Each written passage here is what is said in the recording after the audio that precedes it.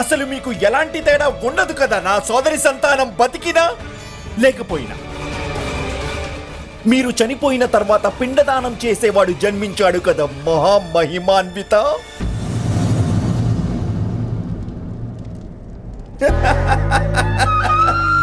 పాండు మహారాజు ఇంట్లో ధృతరాష్ట్రుడి మీదున్న నాకున్న ప్రేమపై మీకు సందేహం కలుగుతుందా గాంధార రాజా?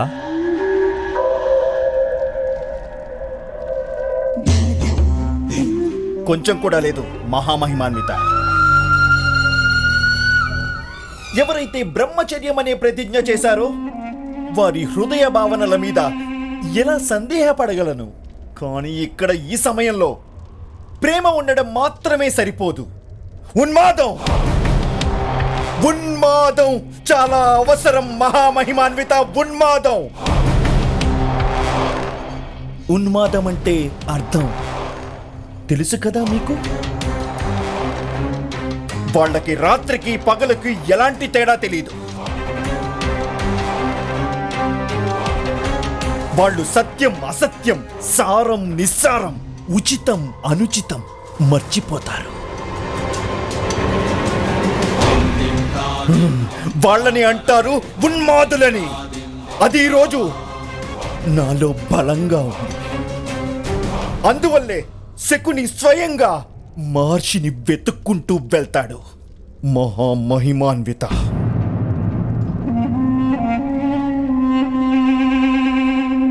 శకుని నిజమే చెప్తున్నాడు తాతగారు.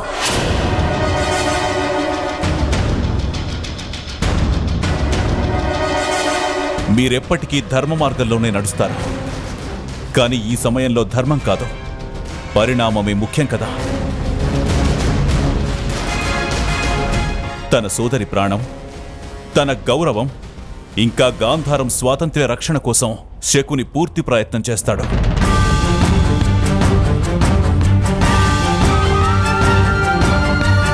నేను ఆదేశిస్తున్నాను, శకునే వెళ్తాడు మహర్షిని వెతుక్కుంటూ.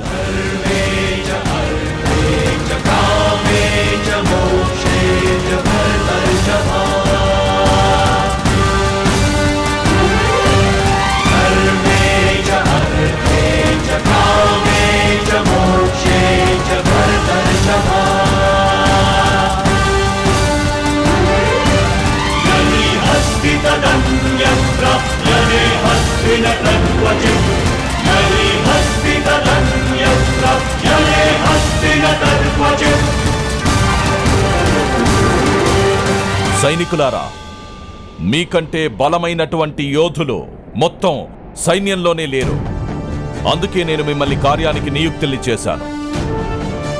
మీరందరూ గాంధార రాజుతో పాటు మహర్షిని వెతకడానికి వెళ్ళాలి. గుర్తుంచుకోండి, మహర్షి దగ్గరికి వెళ్లే మార్గం అతి కఠినంగా ఉంటుంది. గాంధార రాజు శకుని సామర్థ్యం మీద నాకు విశ్వాసం లేదు. అందువల్ల తన రక్షణ భారం మీ మీదే ఉంది. తను నిజంగా ఆ కార్యంలో సఫలమైతే అప్పుడు మొత్తం హస్తినాపురానికి ఎదురయ్యే కష్టం తొలగుతుంది. ప్రాతకాలానికి ముందే మహర్షిని హస్తినాపురానికి తీసుకురావాలి. అప్పుడు మీలో ప్రతి ఒక్కరికి ధనం, ధాన్యం లేదంటే భూమిని ఇచ్చి సంతోషం కలిగిస్తాం. మీరేది కోరుకుంటే అది తప్పక ఇస్తాం. అయితే ప్రాణదానాన్ని కోరుకుంటే అది కూడా ఇస్తారా ప్రభు?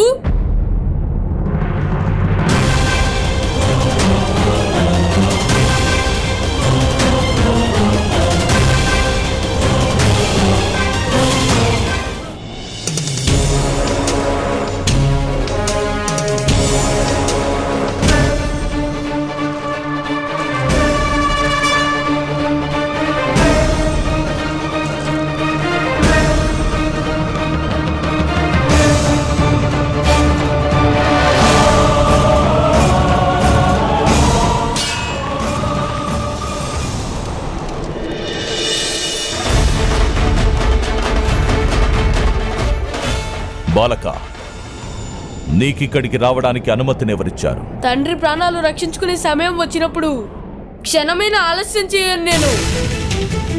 సమాధానం ఇవ్వండి ప్రభు. నిజంగా ఏది కోరుకున్నా సరే మీరు నాకు దాన్ని ఇస్తారా?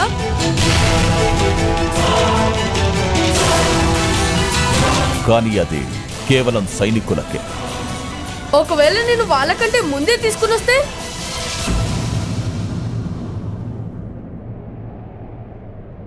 చూడు బాలక, ఇది నువ్వనుకునే పిల్లల ఆట కాదు.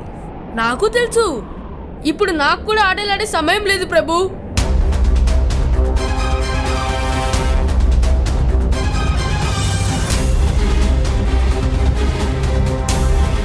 నేను తప్పక నా తండ్రిని రక్షించుకుంటాను.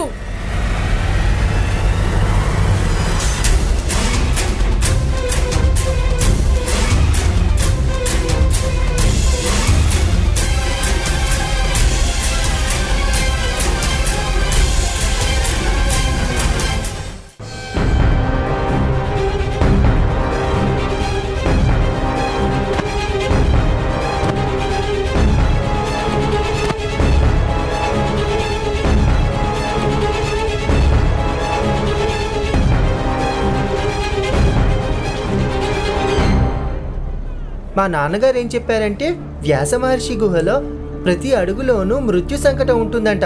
నాకు మృత్యు అంటే భయం లేదు మిత్రమా. నేను వ్యాస మహర్షిని మహారాణి గాంధారి దగ్గరికి తీసుకెళ్ళాలి. మహామహితాత్ములు చెప్పారు ఈ పని ఎవరు చేయగలిగితే వాళ్ళకి కోరుకున్న బహుమతి ఇస్తానని. నేను బహుమతిగా నాన్నగారి ప్రాణాలని అడుగుతాను. భలే భలే కర్ణ.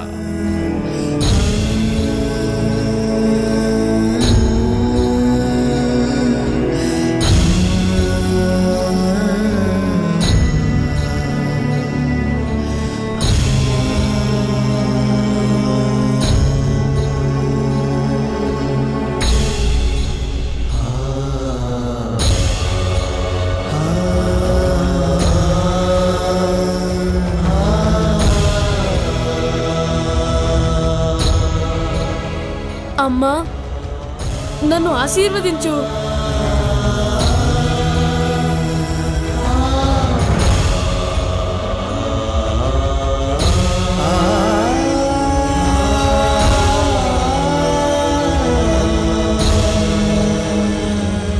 నా ఆశీర్వాదం ఎప్పుడూ నీకుంటుంది పుత్రా. నీ ఈ ఆత్మవిశ్వాసమే నీకున్న చాలా గొప్ప బలం కర్ణ.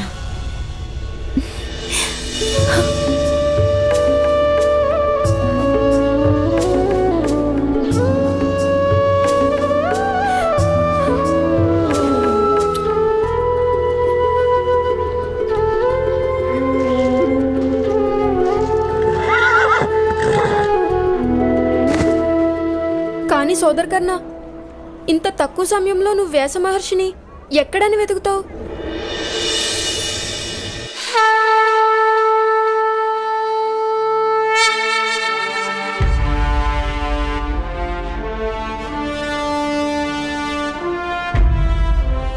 ఆ సూర్యనారాయణ మూర్తే నాకు దారిని చూపిస్తాడు.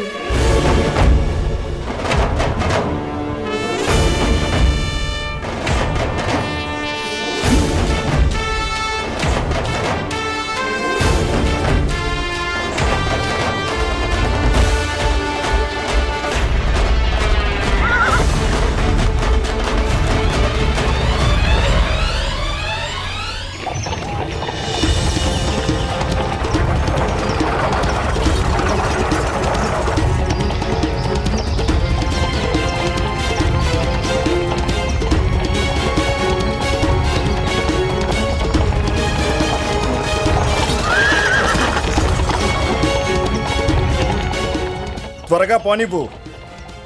బద్రీధామం చాలా దూరం ఉంది. జాగ్రత్తగా వెళ్ళాలి మహారాజా. వ్యాస మహర్షి ఈ మార్గాన్ని కఠినతరం చేశారు. కఠినమా? నాకెక్కడా కనిపించట్లేదా కాఠిన్యం?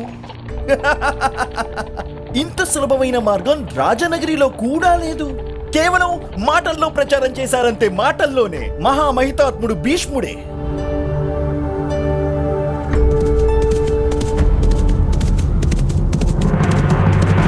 రథాన్ని ఆపు.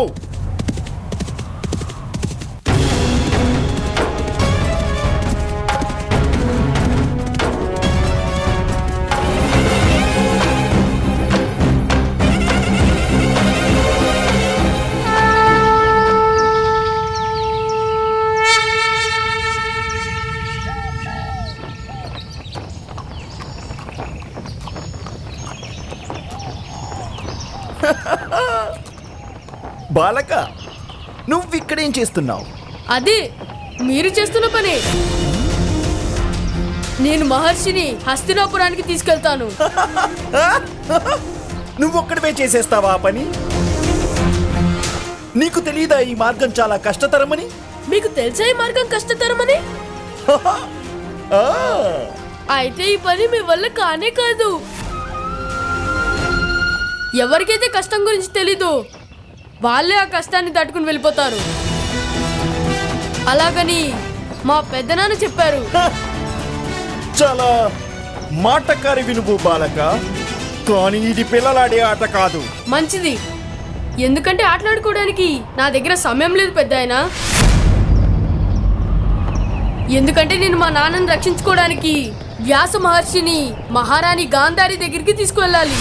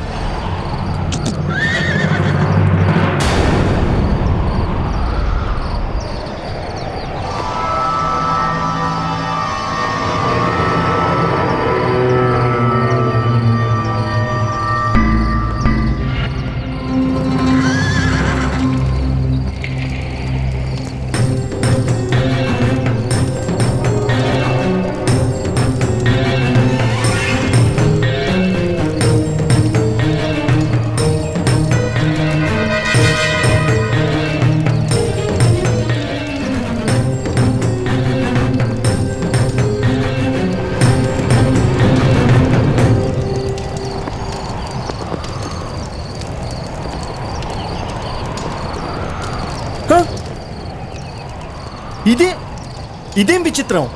మనం హస్తినాపురం నుంచి బద్రీ క్షేత్రానికి కదా వెళ్తోంది. ఖచ్చితంగా మనం దారి తప్పిపోయినట్టున్నాం తెలియకుండానే. అసంభవం! ఇంత పెద్ద పొరపాటు ఎలా చేయగలిగాం మనం? ఖచ్చితంగా మహర్షి మన కళ్ళకి గంతలు కట్టేసినట్టున్నారు. మాటల వల్ల చేసిన తప్పుని సరిదిద్దుకోలేం, అలాగే ఫలితం కూడా దక్కదు. నాకైతే కేవలం మా నాన్నగారి ప్రాణాలని రక్షించుకోవడమే కావాలి.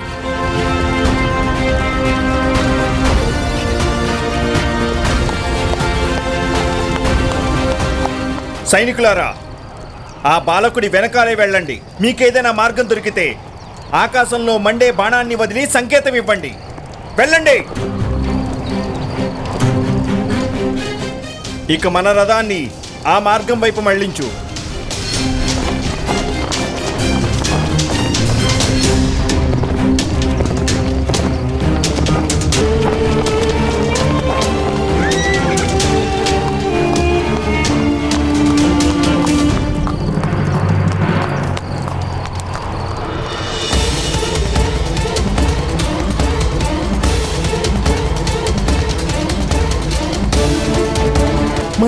మళ్ళీ హస్తినాపురానికే ఎలా వచ్చాం? ఖచ్చితంగా ఇదేదో మాయలా ఉంది.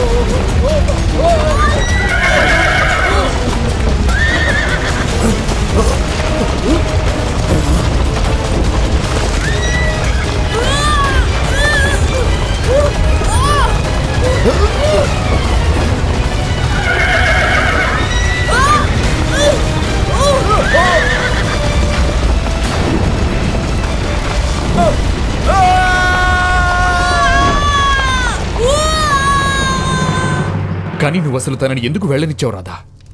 కర్ణుడు ఇంకా బాలుడే కదా, తనకేదైనా ఆపదొస్తే పరిస్థితి ఏంటి?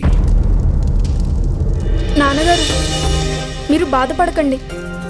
నాకు నా సోదరుడి మీద పూర్తి నమ్మకం ఉంది. తను ప్రతిజ్ఞను ఎప్పుడు సఫలం చేసుకుంటాడు. నమ్మకం ఉంచు అతిరథ. వృక్షమూలం ఎంత కోమలమైనప్పటికీ భూమిని చీల్చుకుని వెళుతుంది. కర్ణుడు మొత్తం ఆపదలన్నిటినీ దాటుకొని సూర్యోదయానికి ముందే మహర్షిని తప్పకుండా తీసుకునొస్తాడు. అయినా తన ప్రయత్నం వ్యర్థమే అవుతుంది చూడండి.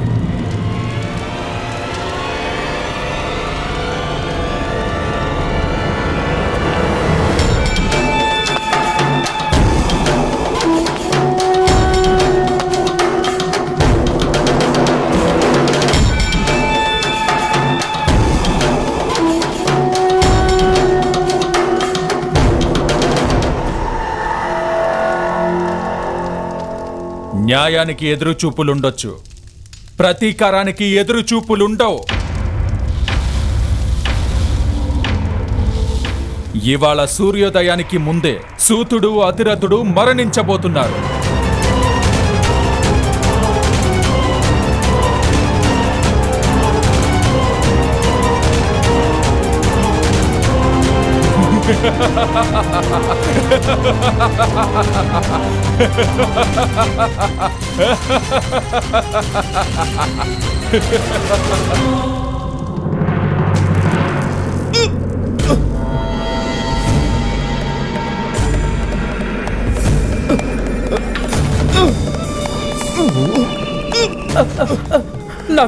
నాకు సాయం చేయండి. సాయం చేయండి గాంధార రాజా.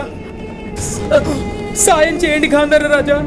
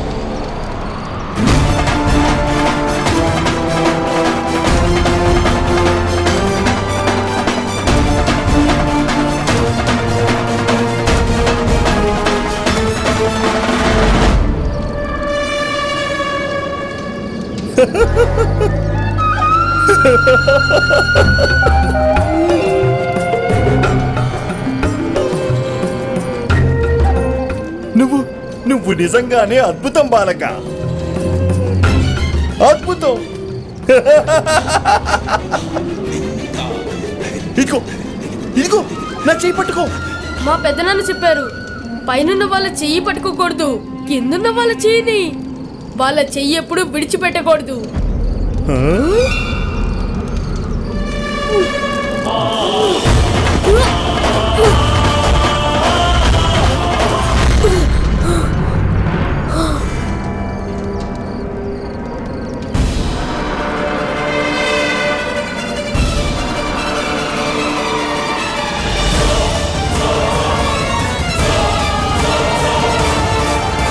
సైనికులారా, త్వరగా రండి, ఇటువైపుకు రండి. మేం యోధుల మహారాజా, శత్రువులతో యుద్ధం చేయగలం, కానీ మాయతో మాత్రం పోరాటం చేయలేం. మమ్మల్ని క్షమించండి గాంధార రాజా. నేను మీకు మరణ శిక్ష విధిస్తాను. ఒకవేళ మేము మీతో పాటు వస్తే కనుక ఖచ్చితంగా చచ్చిపోవలసి వస్తుంది. ముందు ఇంకా భయంకరమైన మాయ ఉంటుంది గాంధార రాజా.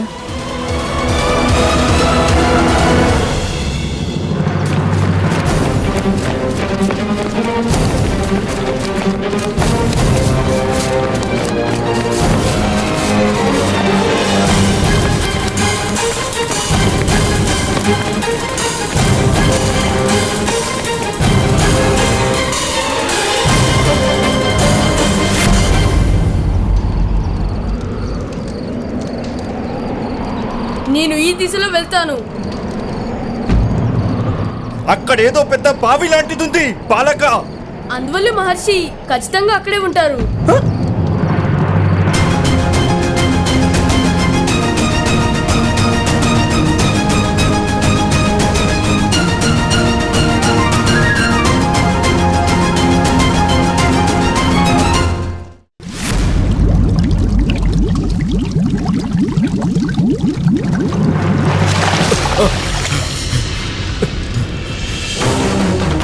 అప్పుడే ప్రాణాలు వదిలేయకు అతిరథ, ఇంకా నీకు మృత్యువు దగ్గరికి రాలేదు.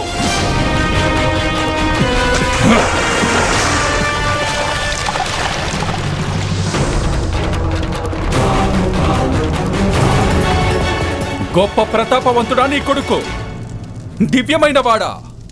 గుర్తుంచుకో సూత అతిరథ, నీ శరీరం మీద అయ్యే ప్రతి గాయం మీకు గుర్తు తెస్తుంది.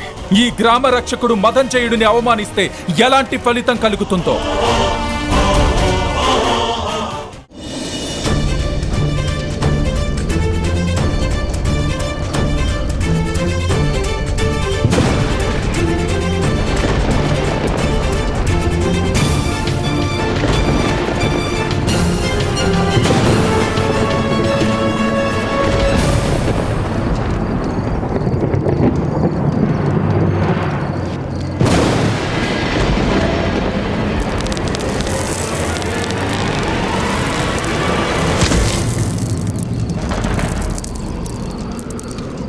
సాయం చేయండి, ఈ ముసలాడికి సాయం చేసే వాళ్ళు ఎవరైనా ఉన్నారా? అక్కడెవరకు సహాయం అవసరం అనుకుంటా. కేవలం అది మాయే బాలక. పద. ఈశ్వర, నాకు ఈ బాధ నుంచి విముక్తి కలిగించు, సాయం చేయండి.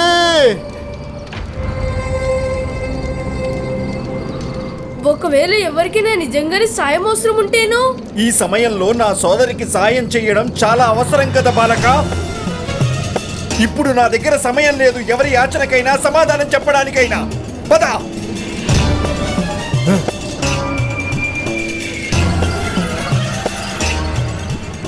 ఎవరైనా ఉన్నారా? సాయం చేయండి.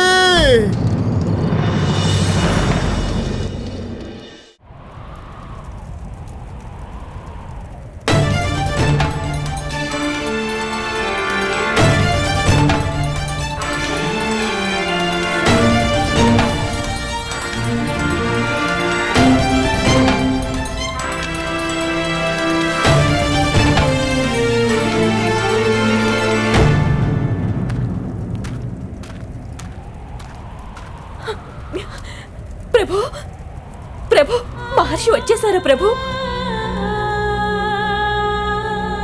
ఆ మహర్షి రానే రారు గాంధార కుమారి.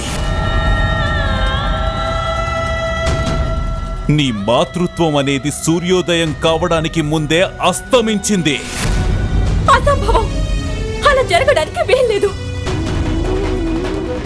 మహాదేవుడిచ్చిన వరం విఫలం కాదు కదా ప్రభు. మహాదేవుడి వరం విఫలం కాలేదు గాంధార కుమారి, నీ జన్మే విఫలమయ్యింది.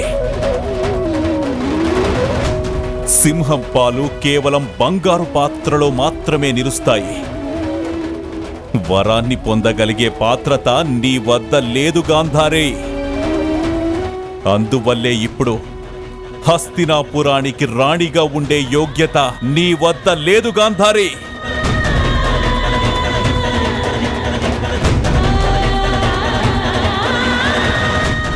రేపు తెల్లవారుజామునే నేను నిన్ను వదిలేస్తున్నాను గాంధారే.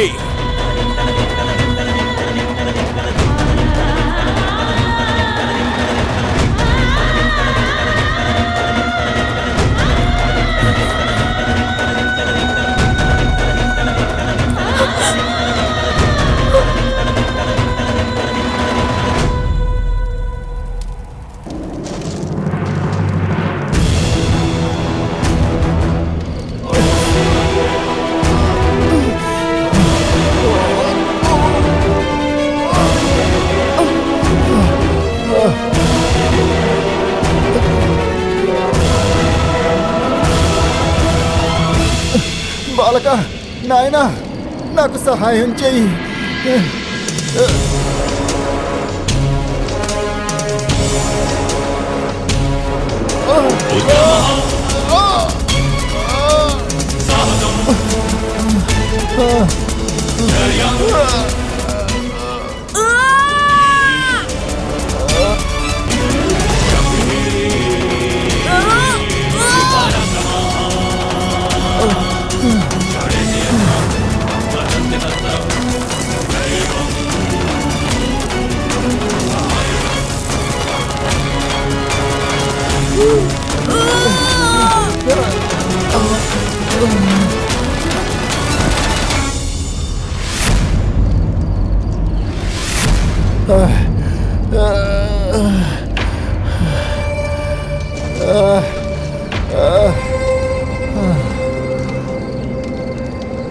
నాయనా, నువ్వు నా ప్రాణాల్ని రక్షించావు. నీకు నేను రుణపడి ఉంటాను. మీరు ఈ గాయానికి వస్త్రాన్ని కట్టుకోండి పెద్దాయనా, నేను త్వరగా వెళ్ళాలి.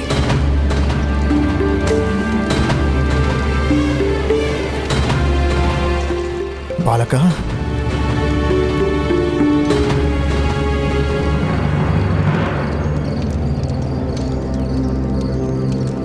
ఈ భయంకరమైన ప్రదేశంలో నువ్వేం చేస్తున్నావు? వ్యాస మహర్షిని వెతుకుతున్నాను. ఆయన్ని హస్తినాపురానికి తీసుకువెళ్ళాలి, సూర్యోదయానికి ముందే.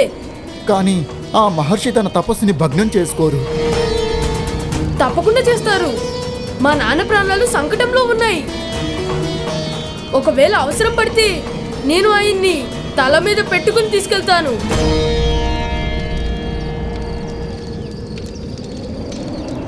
నీ ఆత్మవిశ్వాసం ప్రశంసాయోగ్యం పుత్ర. కానీ బలానికి కూడా ఓ హద్దంటూ ఉంటుంది. నేను ఈ చెట్టునే ఎత్తగలిగాను కదా. చెట్టు ప్రతిఘటించదు కదా. చెట్టుకి ప్రత్యేకంగా సంకల్పం అంటూ ఉండదు. బలంతో ఎవరి సంకల్పాన్నైనా ఎలా విచలితం చేస్తావు పుత్ర? నాకు కూడా తెలీదు. ప్రవాసం నీ సంకల్పం. కానీ నేను నిన్ను పిలవగానే నువ్వొచ్చావు. ఎందుకు? ఎందుకంటే మీరు బాధలో ఉన్నారు కదా. నువ్వు నా దగ్గరికి రావడానికి అది మాత్రమే కారణం కాదు పుత్ర. జాగ్రత్తగా ఆలోచించు దీని గురించి.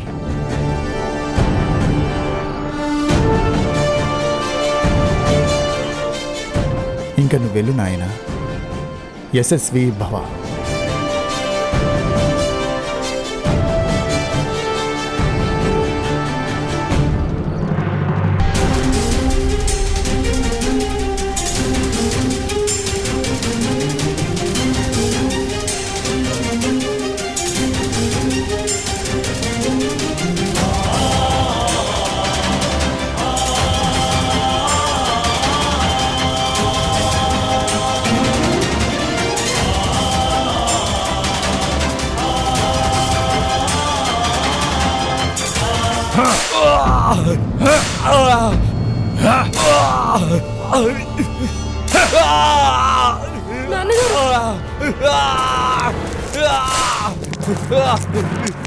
ఆపండి వాళ్ళని. ఆగండి. భటులారా, గుర్తుంచుకోండి, వాళ్ళకి లోపలికి వెళ్ళడానికి అనుమతి లేదు. దయచేసి నన్ను వెళ్ళనివ్వండి. నన్ను నా భర్త దగ్గరికి వెళ్ళనివ్వండి. నా భర్తను మీరేం చేస్తున్నారు ఇక్కడ? నన్ను నన్ను వెళ్ళనివ్వండి. నన్ను వెళ్ళనివ్వండి. అయ్యా, నన్ను వెళ్ళనివ్వండి.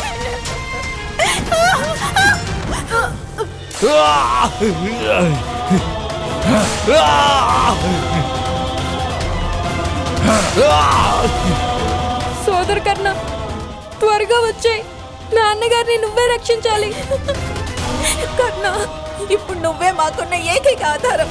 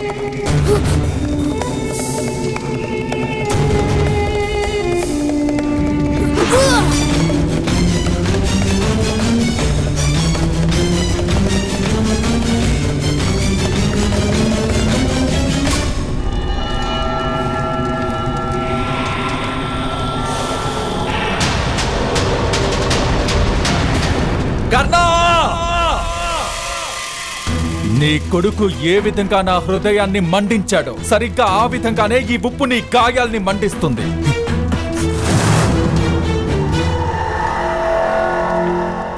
నీ కొడుకు మహామునిని తీసుకురావడానికి వెళ్ళాడు. మహామునిని హస్తినాపురానికి తీసుకొచ్చి తను నిన్ను విడిపించమని కోరాలనుకుంటున్నాడు.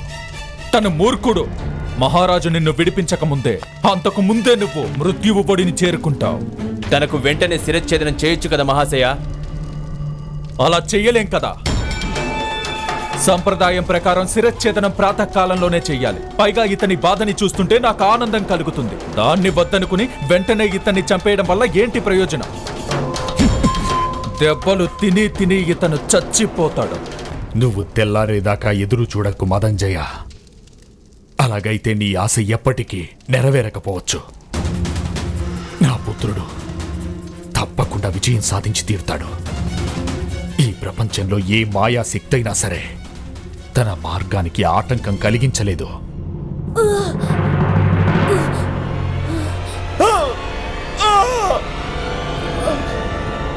గాంధారి! గాంధారి!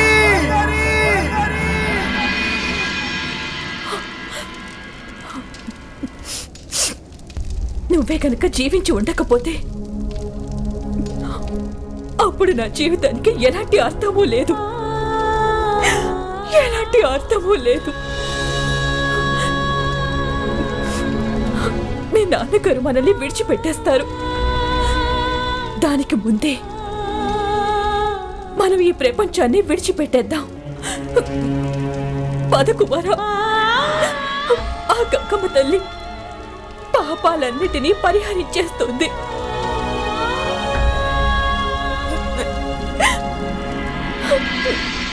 వ్యాస మహర్షి, మిమ్మల్ని హస్తినాపురానికి తీసుకెళ్లకుండా నేను మృత్యువునైనా సరే దారి చేరినివ్వను.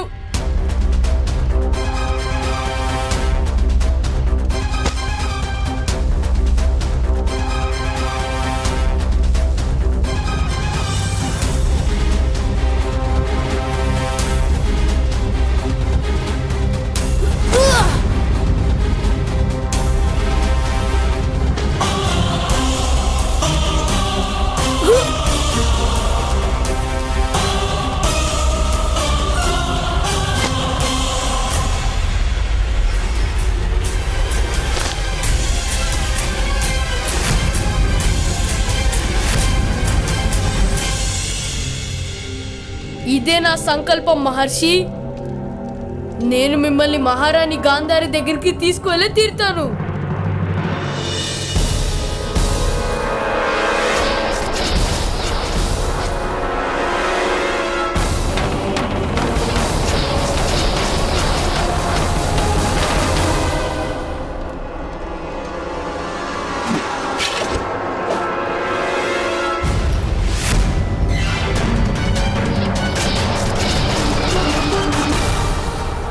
ప్రవాసం నీ సంకల్పం. నువ్వు నా దగ్గరికి రావడానికి అది మాత్రమే కారణం కాదు పుత్ర. జాగ్రత్తగా ఆలోచించు దీని గురించి.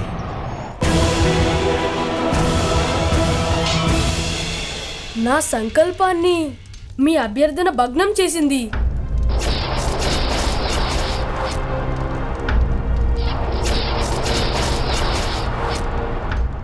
ఇదంతా మాయా. నా కవచం ఎందుకు ప్రకటించలేదు? అంటే మొత్తం మాయా.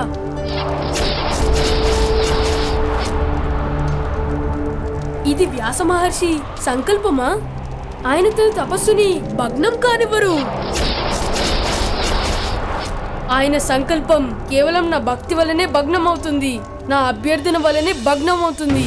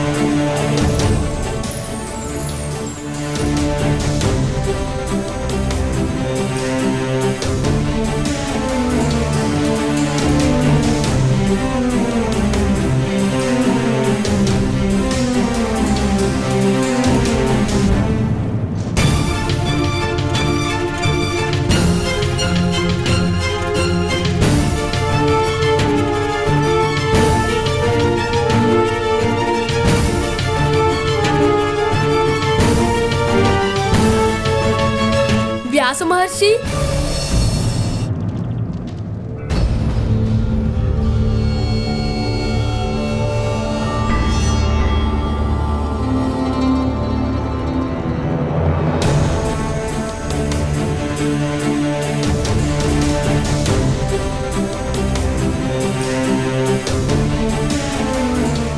అద్భుతం పుత్ర. నా ఏకాంతాన్ని కాపాడుకోవడం కోసం ఇంత యంత్రాంగాన్ని సిద్ధం చేసుకున్నాను, కానీ వాటన్నిటినీ దాటుకుని కేవలం నువ్వు మాత్రమే రాగలిగావు మా దగ్గరికి. ఎందుకంటే నేను మా నాన్నగారికి న్యాయం చేయాలి. న్యాయం కోసం ఒక బాలకుడు పోరాటం చేయాల్సి వచ్చిందా? ఇది ఆ రాజ్యం దుర్దశకు ఆరంభమే. పద.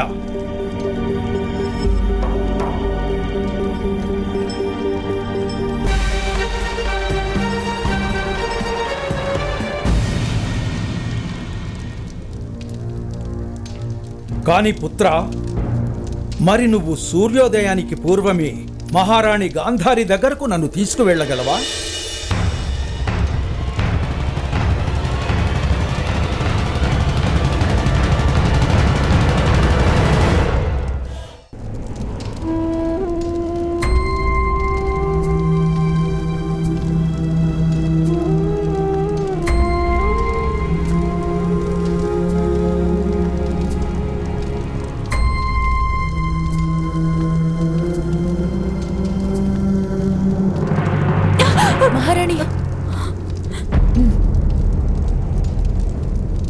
ఇవి నా జీవితంలో ఆఖరి క్షణాలు.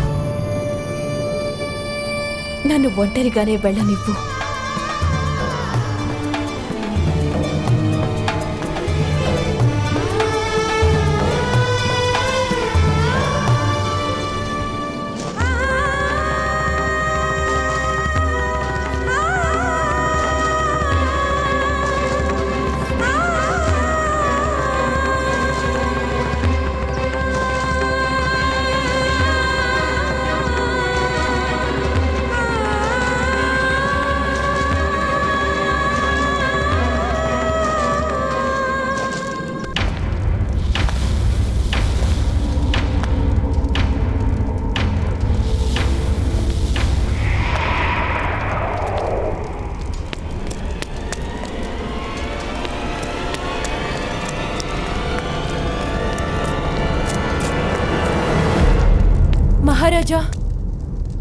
మహారాజా, మహారాణి గాంధారి గంగా నదిలో సమాధవడానికి వెళ్లారు. మంచిదే కదా. ధృతరాష్ట్ర, శివుడిచ్చిన వరాన్ని తన దౌర్భాగ్యంతో విఫలం చేసుకుంది. మూర్ఖుడిలా మాట్లాడకు. తను చనిపోవాలని కోరుకోవడం దౌర్భాగ్యాన్ని ఆహ్వానించడమే.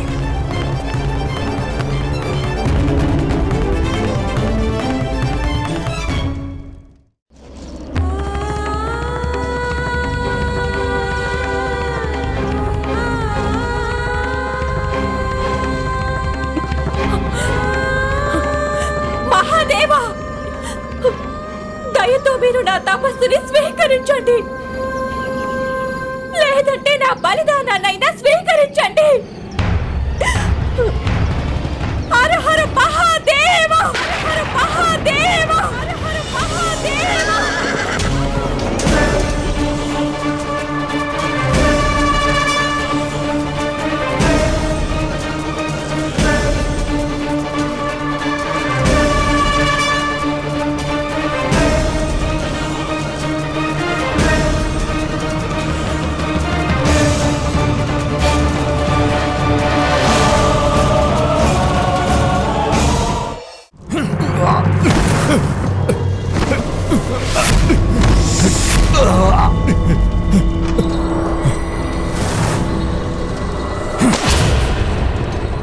నీ మృత్యువుకి సమయం ఆసన్నమవుతుంది అతిరథ.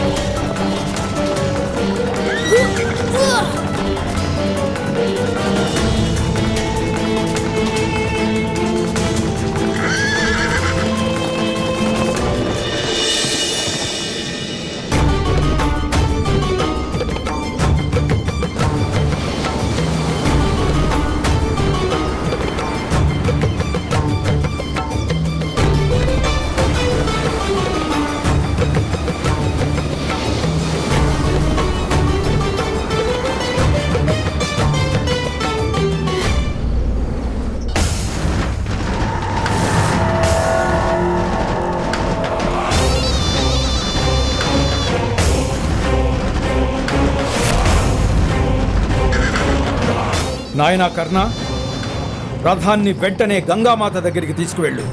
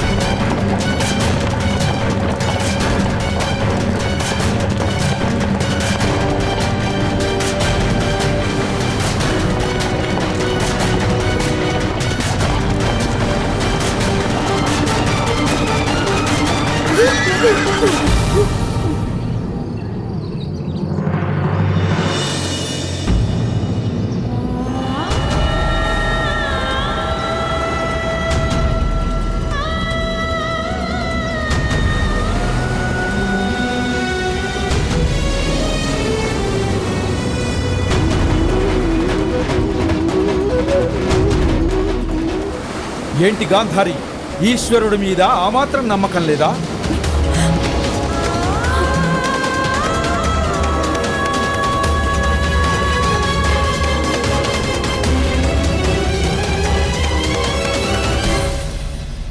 నీ కొడుకును కూడా నీ దగ్గరకే నరకానికి పంపుతాను అతిరథ.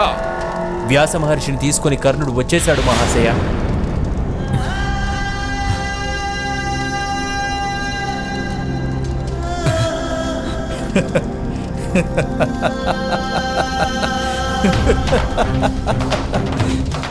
నా పుత్రుడు నన్ను రక్షించాడు మదంజయ. నేను చెప్పాను కదా, ఇంక నువ్వు నీ రక్షణ గురించి ఆలోచించుకో.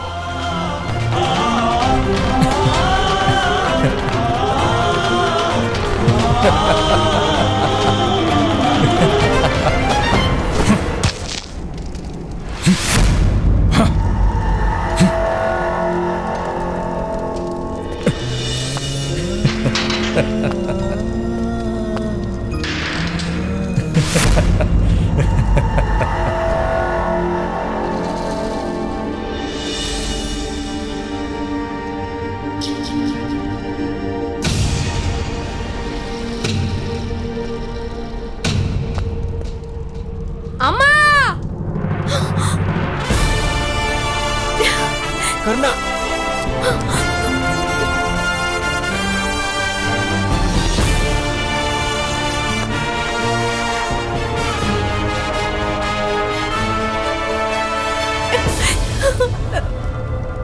కన్నా,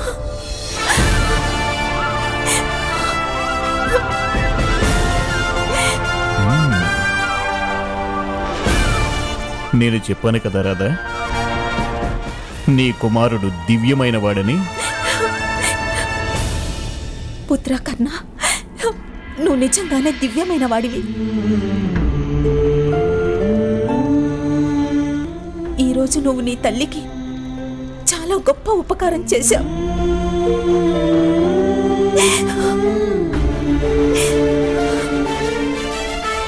లేదమ్మా, నువ్వు చెప్తుంటావు కదా, అమ్మకి ఉపకారం సంతానానికి ధిక్కారం. సంభవం కాదు.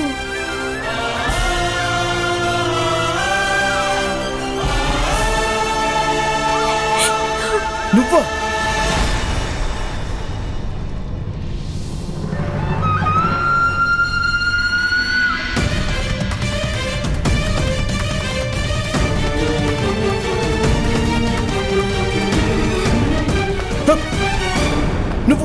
నువ్వక్కడి నుంచి పారిపోయి వచ్చావా? మీరైతే అక్కడికి కూడా రాలేదు కదా, మీరక్కడ బందీ అయిపోయారు వ్యాస మహర్షి మాయలో.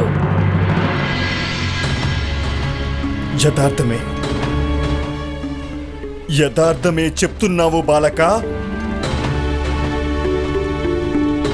చేత కానివాడినయ్యాను నేను. నా సఫలతను నేను మీకే ఇచ్చేస్తాను. నాకు సఫలత మీద ఎలాంటి మోహం లేదు. నాకు కావాల్సింది మా నాన్నగారిని రక్షించుకోవడమే.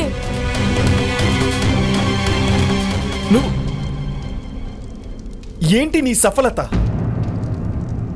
దాని అర్థం నువ్వు వ్యాస మహర్షిని తీసుకొచ్చావా?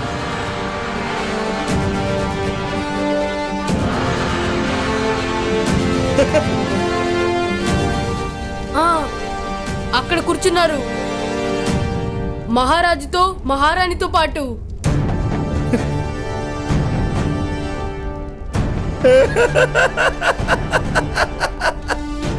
బాలక, నువ్వు నిజంగా మహనీయుడివే బాలక. అద్భుతం, అద్భుతం. కానీ మరి మా నాన్నగారి సంగతి ఏంటి? సైనికులారా, ఈ బాలకుడి తండ్రిని రాజసభకు తీసుకురండి.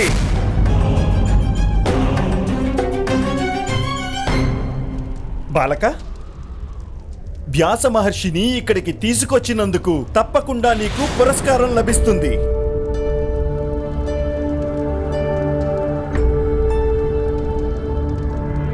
అద్భుతం.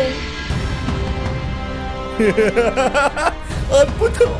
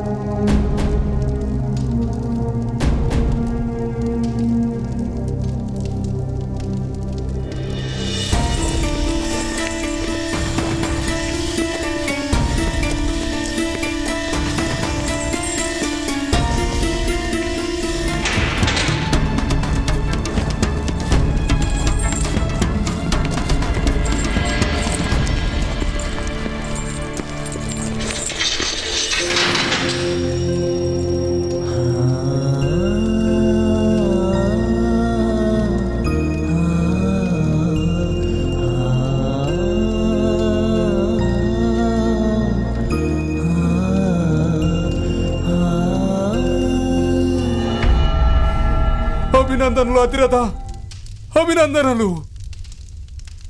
చూడండి సోదరులారా, ఇతని పుత్రుడు ప్రాణత్యాగానికి ఒడికట్టి ఇతనికి ప్రాణదానం చేశాడు, ఈ హంతకుడికి.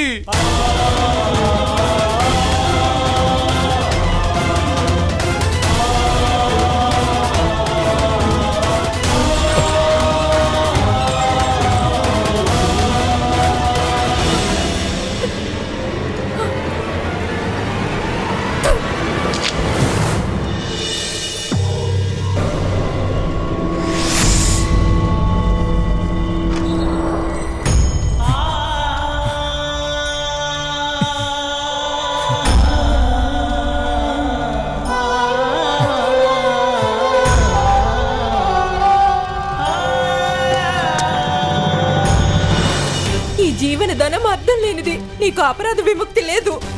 నువ్వు నా బిడ్డని హత్య చేశావు. నేను అసలు నిన్నెప్పటికీ క్షమించను. నన్ను వదలండి. ఇతను పాపి, ఇతను అపరాధి, ఇతన్ని చావగొట్టండి.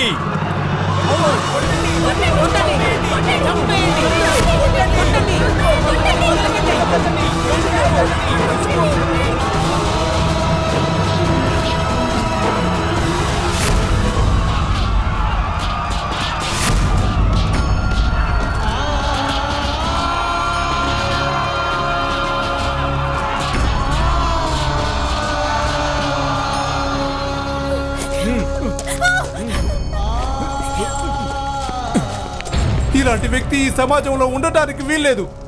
వెళ్ళిక్కడి నుంచి నీ కుటుంబాన్ని తీసుకొని ఎక్కడికైనా వెళ్ళిపో.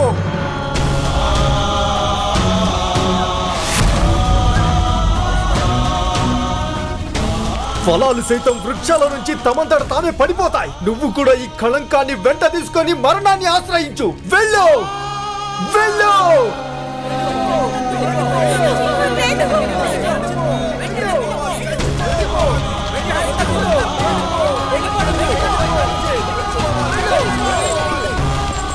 పెదనాన్న, నాన్నగారు నిర్దోషి కదా, మరి వీళ్ళంతా ఎందుకులా?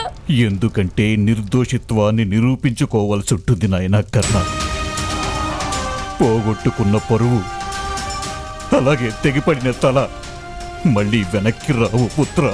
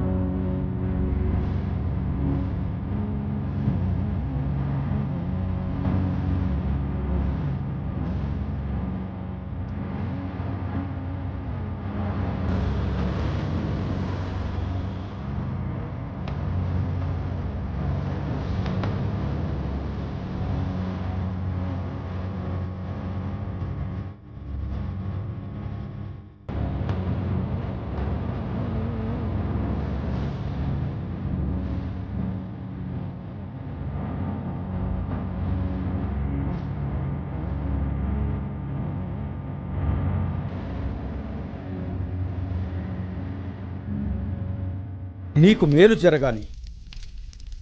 శీఘ్రమే ఆ శివభగవానుడి వరం సఫలమవుతుంది.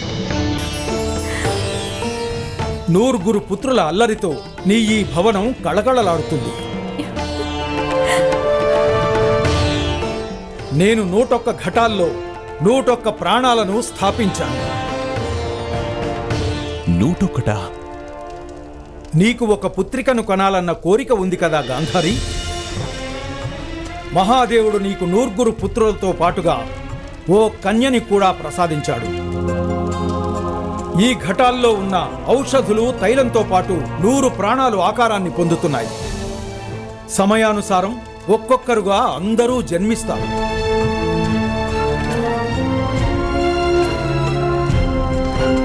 ప్రణామాలు మహర్షి. నా సోదరి పుత్రుడు త్వరలోనే జన్మిస్తారు గాంధార రాజా శకుని. మహర్షి, నా కొడుకు నా తర్వాత కురురాజ్యానికి రాజవుతాడు కదా? నాయన ధృతరాష్ట్ర, నీకు సంతాన ప్రాప్తి అనే సుఖం కలుగుతుంది. నీ ఆలోచనల భారాన్ని నీ సంతానం తల మీద మోపి వాళ్ల జీవితాల్లో లేనిపోని విషయాన్ని ఎందుకు నింపుతున్నావు? ఇంకా వాళ్ళు జన్మించనే లేదు. కాలం కంటే ముందే కాలగతిని గురించి తెలుసుకోవడం కూడా శాపమే అవుతుంది. అందువల్ల నువ్వు ఈ సమయంలో ఆలోచనల్ని పక్కన పెట్టు వత్సా. ఇది ఉత్సవం చేసుకునే సమయం.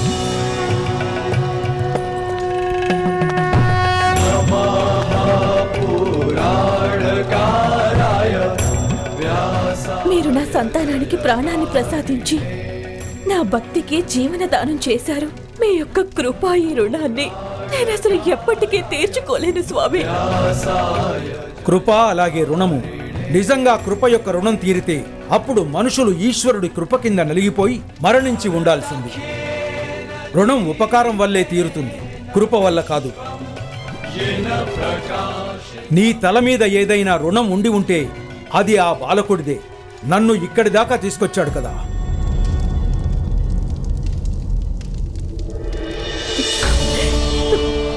నేను తన జీవితాన్ని సుఖమయం చేసేస్తాను. ధన సంపత్తితో తనని పరిపూర్ణని చేసేస్తాను మహర్షి. కొన్ని జీవితాలు ఎప్పటికీ లోటుగానే ఉంటాయి. స్వాతి నక్షత్రంలో వర్షం యొక్క బిందువులను తాగాలన్న ఆశతో చెకోరం ఎప్పటికీ సాగరంలోనే ఉన్న దాహంతోనే ఉంటుంది. ఆ బాలకుడికి ఇప్పుడు ఏది అవసరమో తనకు అది ఇచ్చేందుకు ప్రయత్నించు తల్లి.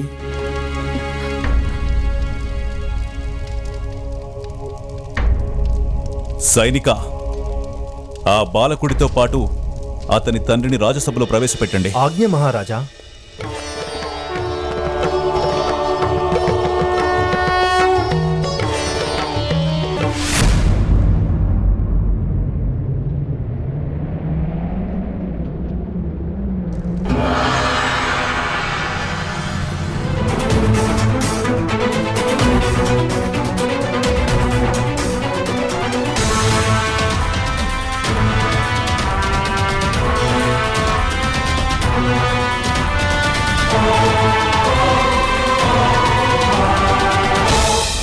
వత్స, నా దగ్గరికి రా.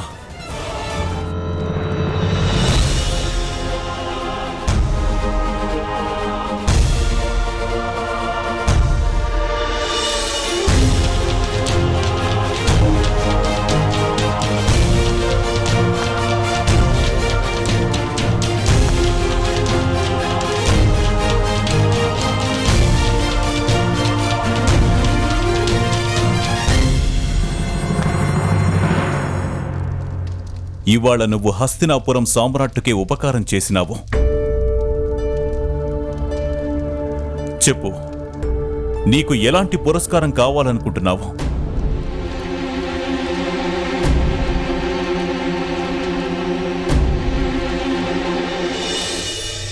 మా నాన్నగారికి మరణశిక్ష విధించారు మహారాజా. వత్స, నేను ఈ క్షణమే మీ నాన్న అపరాధాలన్నిటినీ క్షమించేస్తున్నాను. తనని విడుదల చేస్తున్నాను.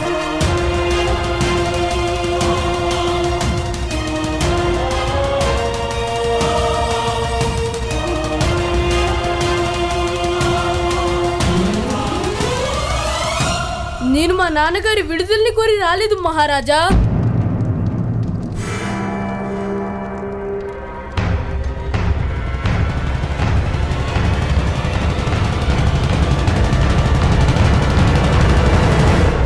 నువ్వు ముక్తిని కోరి రాలేదా? మరైతే నీకేం కావాలి వచ్చా?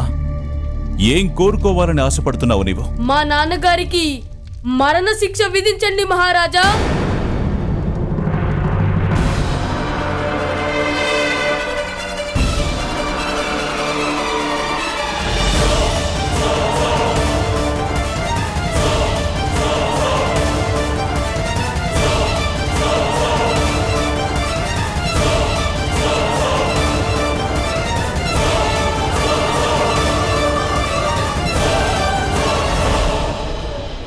పుత్ర కన్నా,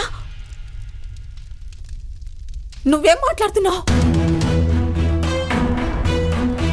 మృత్యుదండనా? మీ నాన్నగారు చనిపోవాలని కోరుకుంటున్నావా? లేదు, ఆయన గౌరవాన్ని కోరుకుంటున్నాను. నేను ఆ మహర్షిని తీసుకురావడానికి వెళ్ళినప్పుడు నాకప్పుడు కేవలం నా తండ్రి జీవితం మాత్రమే ముఖ్యం. కానీ ఇవాళ నాకు తెలిసింది, గౌరవం లేని జీవితం ఇంకా జలం లేని మొక్కలు రెండు సమానమే అవుతాయి.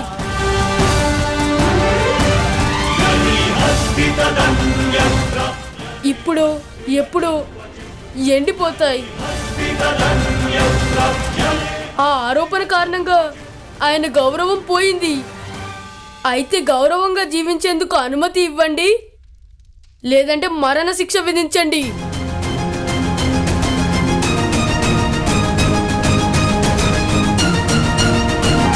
పుత్ర, నువ్వు నీ తండ్రి నుంచి ఆయన జీవించే అధికారాన్ని లాక్కుంటున్నావు. లేదు, నేను నా తండ్రికి గౌరవం అనే అధికారాన్ని ఇచ్చేందుకు ప్రయత్నిస్తున్నాను.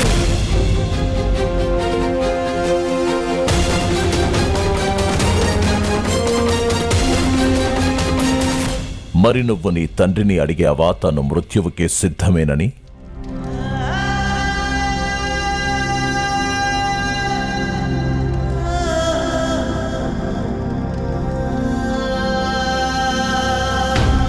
నా మనసు మా నాన్నగారి నీడ మహాశయ.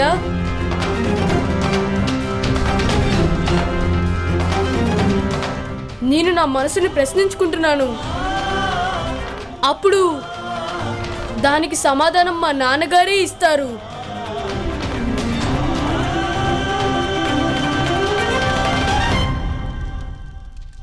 అద్భుతం, నిజంగా అద్భుతం కుమార కర్ణ. గౌరవం, అధికారం, ఈ రెండు శబ్దాలకి అర్థాలని చాలా మంది మనుషులు మృత్యువు వరకు తెలుసుకోలేరు కర్ణ.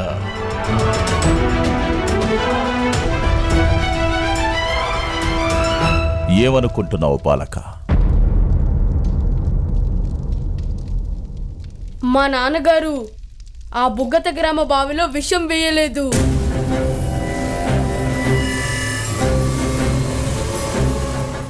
ఒకవేళ వేసుంటే దాన్ని ఆ సమాజం ముందరే నిరూపించండి, మా నాన్నగారు అపరాధం చేశారని.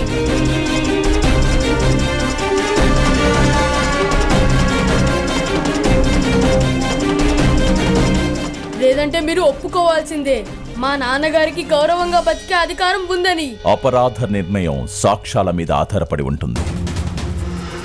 నీ దగ్గర ఏం ఆధారం ఉంది అసలు మీ నాన్న అపరాధం చేయలేదని? ఎవరైతే వాస్తవంగా అపరాధం చేశారో వాళ్ళే సాక్ష్యం కదా మా నాన్న నిర్దోషి అనడానికి.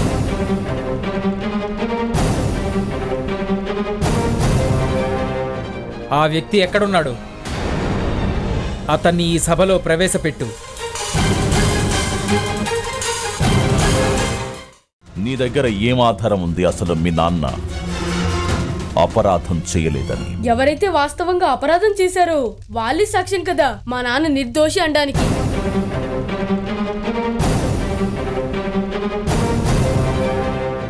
ఆ వ్యక్తి ఎక్కడున్నాడు? అతన్ని ఈ సభలో ప్రవేశపెట్టు.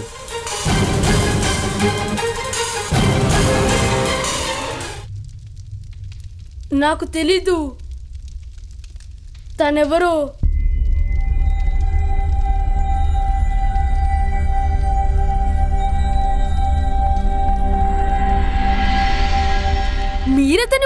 మహామంత్రి?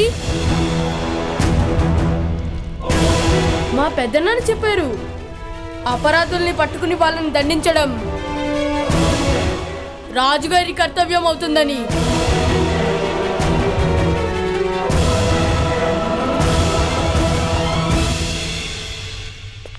నువ్వు ఉద్దండుడివి బాలక. మహామహితాత్మ, సత్యమెప్పుడు అత్యుత్తమమైనదే అయ్యుంటుంది. ఆ సత్యానికి చేతులు జోడించాల్సి వస్తుంది. ప్రాణదానం కోరుకో, అధికారం కోరుకుంటే అప్పుడు మీ నాన్నకి తప్పకుండా మరణశిక్ష విధిస్తారు.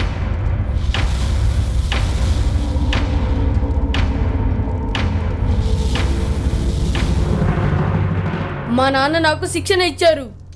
శ్రమ చేసి ధనాన్ని ఆర్జిస్తాం, దానంగా తీసుకోము.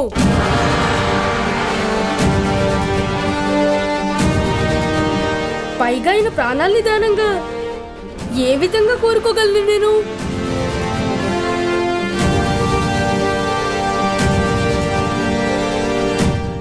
నేను ఆ అపరాధిని రాజ్యసభలో తప్పక ప్రవేశపెడతాను.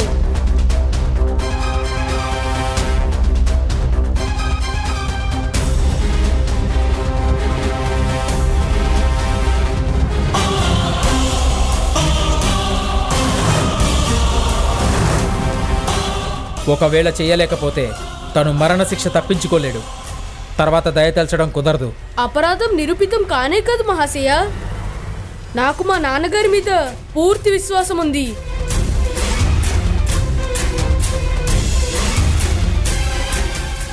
లేదంటే అపరాధ విచారణలోనే ఆయన మరణించేవారు. రేపు ప్రాతకాలంలో నువ్వు అపరాధిని ప్రవేశపెట్టు, లేదంటే మీ నాన్నకి దండన తప్పనిసరి.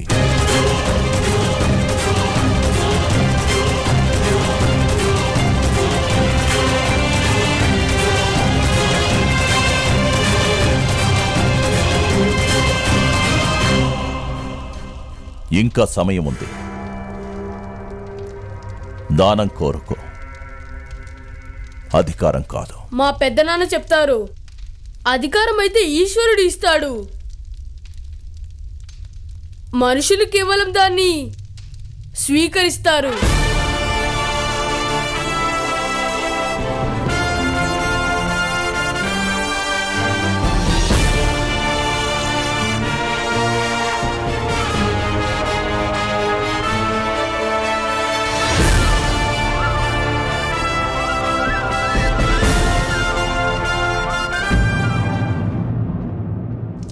నువ్వెందుకు అలా చేసావు కర్ణ? నువ్వేం ఆశించాలంటే అనుచితమైన వరాన్ని కోరుకున్నావు?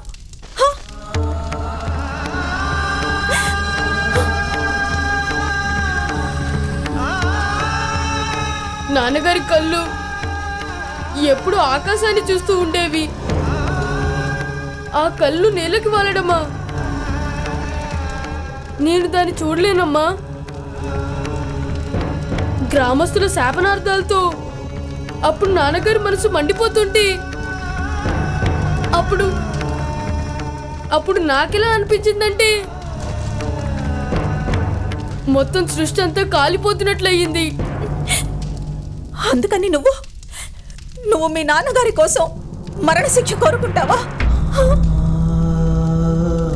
లేదమ్మా, సోదరుడు ఎప్పుడు గౌరవం అనే అధికారాన్ని కోరడు. గౌరవం అనే అధికారాన్ని కోరాడా?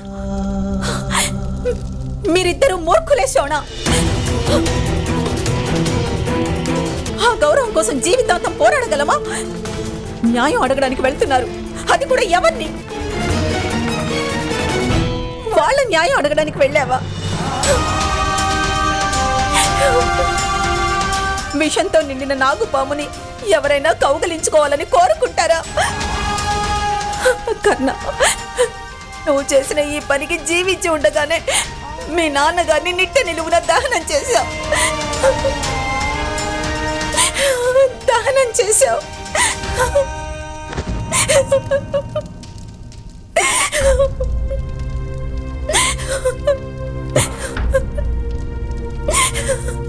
రాధా, వృక్షాన్ని మనం పక్కకి లాగి కట్టేస్తే అది కొంతకాలం తర్వాత నిటారుగా నిలబడ్డం మర్చిపోతుంది. ఇప్పుడు నీ పరిస్థితి కూడా అలాగే ఉంది. మన గౌరవం అలాగే స్వాతంత్రం వాటి విలువేంటో కూడా నాకు అర్థం కావటం లేదు. స్వాతంత్రం కావాలని మిమ్మల్ని ఎవరు అడిగారు బావగారు? ఎవరికి జీవితం భారంగా ఉంది? కేవలం మీకు మాత్రమే. బావగారు, ఎవరికైతే సుఖమనే కలని కనడం ఇష్టమో వాళ్ళ నిద్రని పాడు చేసే యజ్ఞం మీరు ఎందుకు మొదలు పెట్టారు బావగారు? అది కాక ఆ యజ్ఞంలో నా భర్తని ఎందుకు ఇలా బలి ఇవ్వాలనుకుంటున్నారు మీరు? లేదమ్మా, నాన్నగారు ప్రాణాలకేమీ కాదు. సోదరుడి మీద విశ్వాసం ఉంచండి.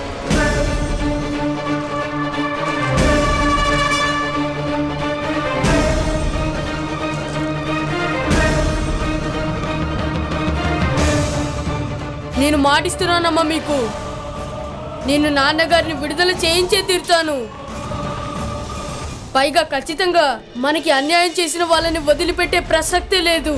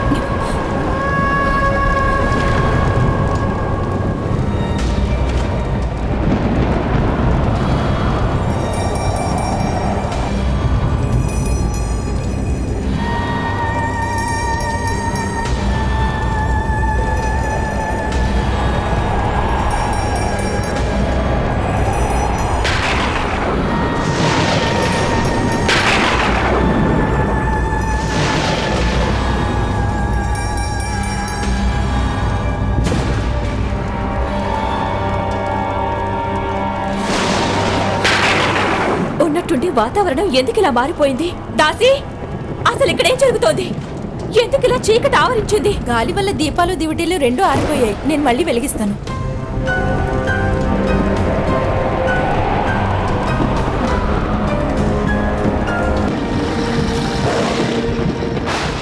నా ఆలోచన ఏంటంటే, ఎవరైతే ఆ బావిలో విషం కలిపారో వాళ్ళని బంధించాల్సి ఉంటుంది. ఖచ్చితంగా ఈ పని గ్రామరక్షకుడే చేసుంటాడు. లేదంటే నాన్నగారిని బంధించి అంతగా ఎందుకు బాధ పెడతాడు? రాజ్యసభలో కర్ణుడి వల్ల తనకు అవమానం జరిగింది. ఖచ్చితంగా దానికి ప్రతీకారం తీర్చుకుంటున్నాడు తను. అదే నిజమైతే తప్పకుండా ఆ విషయాన్ని సైన్యాధికారే కలిపుంటాడు. మా నాన్నగారు చెప్పారు, ఆ గ్రామరక్షకుడి కోసం చెడ్డ పనులన్నీ తనే చేస్తాడట. నేనేం విన్నానంటే ఆ సైన్యాధికారి ఇప్పుడు అడవిదారులు శివాలయానికి వెళ్తున్నాడట. పదండి, వాడికి మనం సరైన బుద్ధి చెప్పాల్సిందే.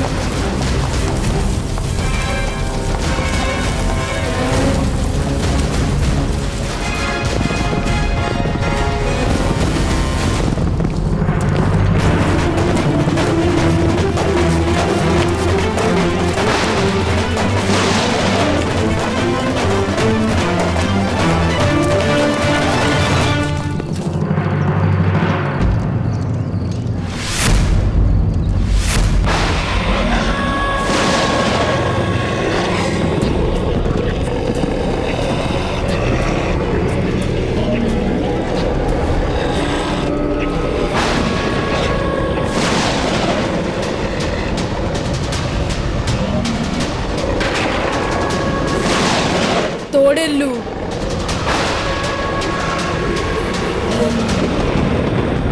కర్ణ, ఇప్పుడు ఈ తోడేళ్ళు మనపై దాడి చేస్తాయి.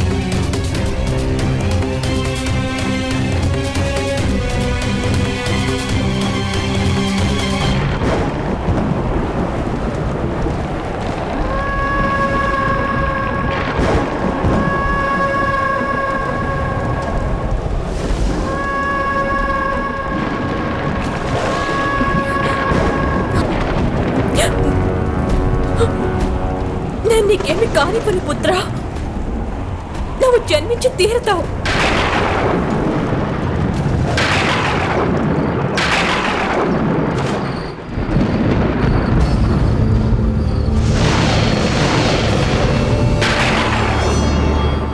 ఏ అనర్థానికి ఇవి సంకేతాలు తాతగారు?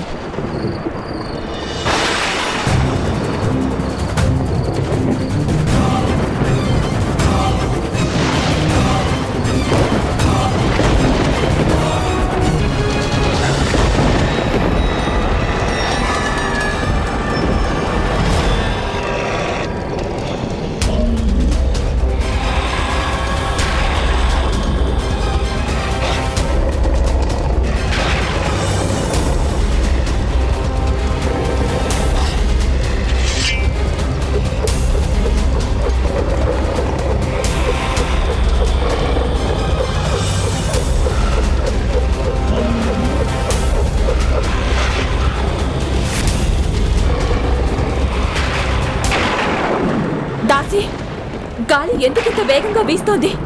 ఏమిటా చప్పుళ్ళు? అసలు ఇక్కడ ఏం జరుగుతోంది?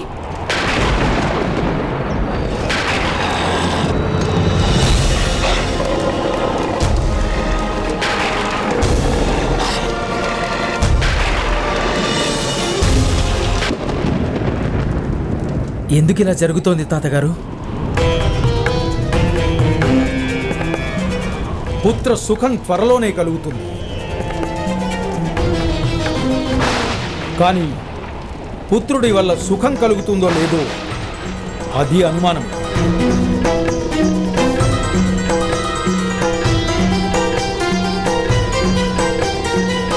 విదురా, మనం వెంటనే ప్రసూతి గృహం దగ్గరికి వెళ్ళాలి. పద.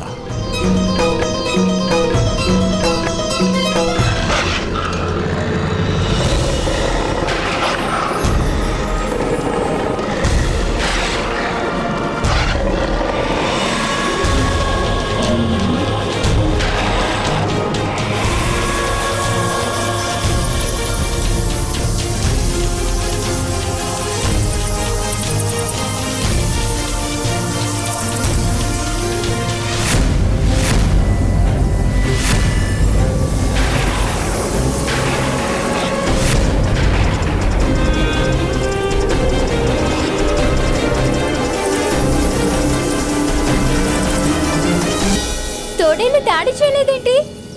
ఆశ్చర్యంగా ఉంది.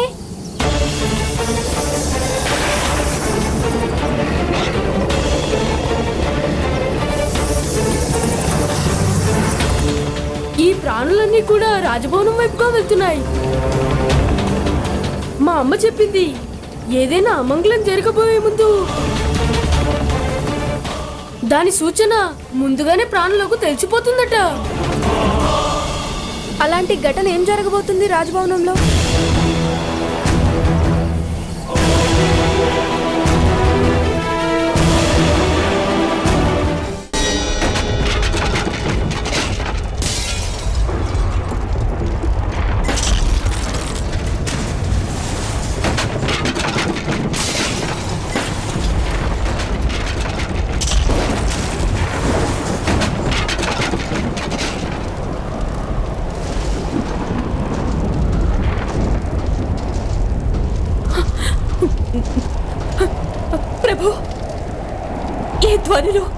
సంకేతాలు ఇవన్నీ ఏమిటి ప్రభు? పాండురాజుకి రెండో పుత్రుడు జన్మిస్తున్నాడని సంకేతాలు గాంధారి. పుత్ర,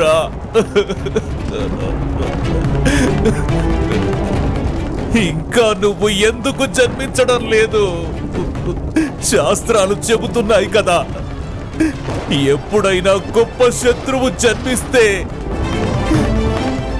తనతో పాటుగా తనను వధించగలిగే ఒక గొప్ప యోధుడు కూడా జన్మిస్తాడని. నీ యొక్క శత్రువులు జన్మించారు కుమారా. పాండురాజుకి రెండో కొడుకు కూడా జన్మించేశాడు. ఇంకా నువ్వు వెంటనే జన్మించాలి వత్సా. మొత్తం నా ఆశలన్నీ నీపైనే ఉన్నాయి పుత్ర. త్వరలో జన్మించి నీ తండ్రి అసంతృప్త హృదయానికి తృప్తిని కలిగించు కుమారా. జన్మించు, జన్మించు కుమారా, జన్మించు కుమారా.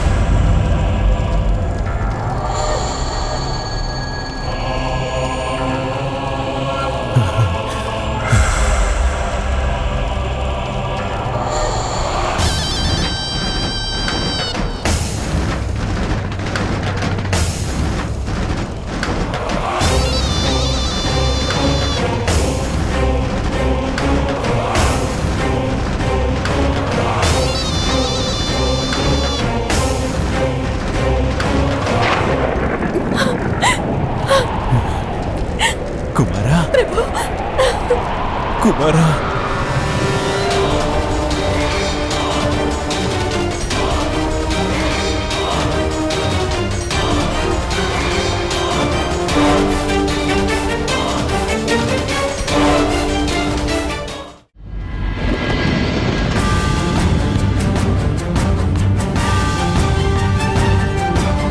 ఆ ఆరోపణ కారణంగా ఆయన గౌరవం పోయింది. అయితే గౌరవంగా జీవించేందుకు అనుమతి ఇవ్వండి. లేదంటే మరణ శిక్ష విధించండి. అధికారం అయితే ఈశ్వరుడు ఇస్తాడు, మనుషులు కేవలం దాన్ని స్వీకరిస్తారు. కళ్యాణమస్తు మహామహిమాన్విత.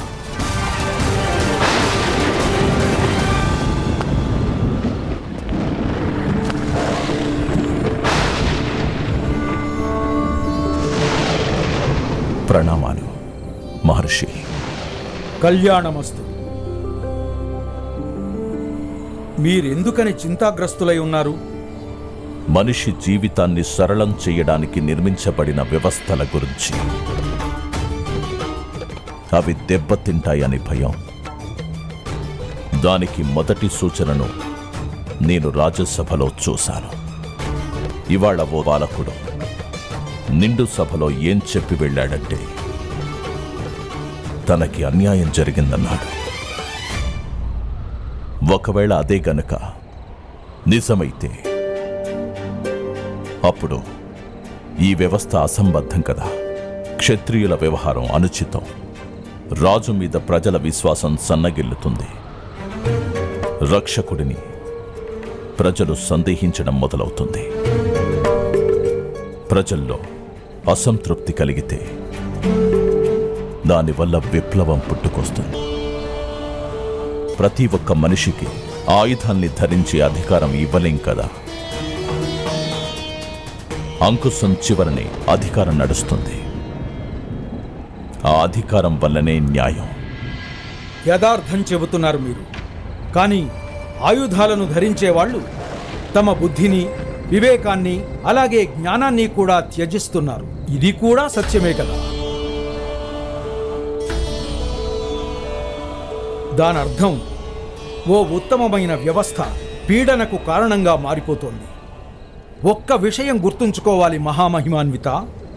సత్యయుగం కాలంలో మొదటి అంగంగా ఉండేది. అప్పుడు సమాజంలో మనుషులు గుణవంతులుగా ఉండేవారు. అందువల్ల వర్ణ వ్యవస్థ మనుషుల విలువ, గౌరవాల మీద ఆధారపడేది కాదు.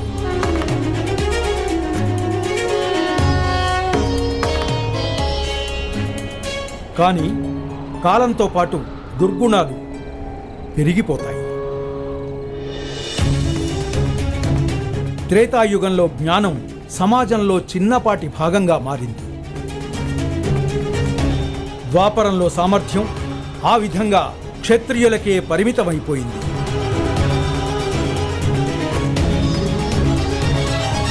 జ్ఞానం మీద, సామర్థ్యం మీద సామాన్య ప్రజలందరికీ అధికారం పోయింది.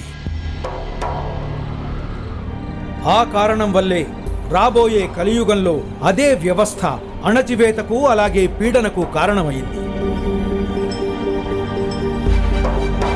మరి ఎక్కడైతే అణచివేత ఉంటుందో అప్పుడు విప్లవం కూడా పుడుతుంది కదా. మరైతే మీరే సెలవీయండి మహాముని. ఇలాంటి పరిస్థితిలో ఏం చేయాల్సి ఉంటుంది? మనం కేవలం మన కర్తవ్యాన్ని నిర్వర్తిస్తూనే ఈశ్వరుడి అవతారం కోసం ఎదురు చూస్తూ ఉండడమే. వ్యవస్థలను బాగు చేసే ప్రయత్నం కూడా చేయాలి. సింహాసనాన్ని ధర్మం, సామర్థ్యం ఆశ్రయించి ఉండేటట్టుగా మీరు ప్రయత్నించండి. అప్పుడు ప్రతి అధికారి సామాజిక ఉన్నతికి ప్రయత్నిస్తాడు. మహర్షి ప్రణామాలు. కళ్యాణమస్తు. తాతగారు, అన్నయ్య పాండురాజు దగ్గర నుంచి సమాచారం వచ్చింది. అంతా కుశలమే కదా విదురా? సంతానం జన్మించడం ఎప్పటికీ కుశలమే అవుతుంది కదా. పాండురాజుకి రెండవ పుత్రుడు జన్మించాడు,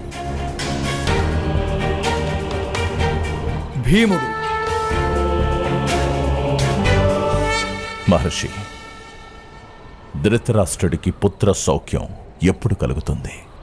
పుత్రప్రాప్తి మాత్రం త్వరలోనే కలుగుతుంది. కానీ కొడుకు వల్ల సుఖం లభిస్తుందో లేదో అది అనుమానమే.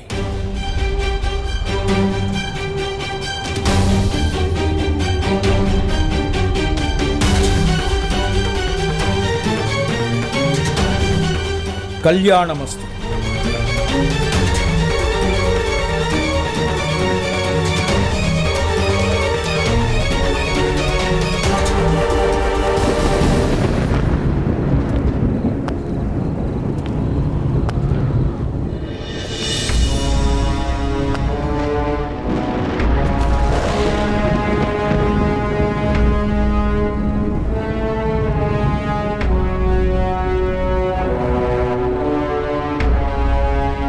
తాతగారు, శాస్త్రాలు చెబుతున్నాయి, అసలు అగ్ని అనేది పుట్టడానికి ముందే పొగ ఎలా బయటికి వస్తోందో ఆ విధంగానే ఎప్పుడైనా గొప్ప విపత్తు సంభవించేటప్పుడు, ఏదైనా ఒక దుష్ట ఆత్మ జన్మించే సమయంలో అప్పుడు మొత్తం సృష్టి అంతా సంకేతాలు ఇస్తుంది. నువ్వు ఎవరి గురించి మాట్లాడుతున్నావు విదురా?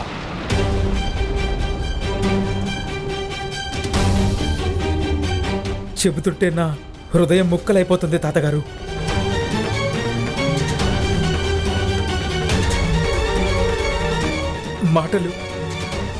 మాటలు నాకు సహకరించట్లేదు తాతగారు. నేను మహారాణి గాంధారి గారి ప్రథమ పుత్రుడి గురించి మాట్లాడుతున్నాను తాతగారు.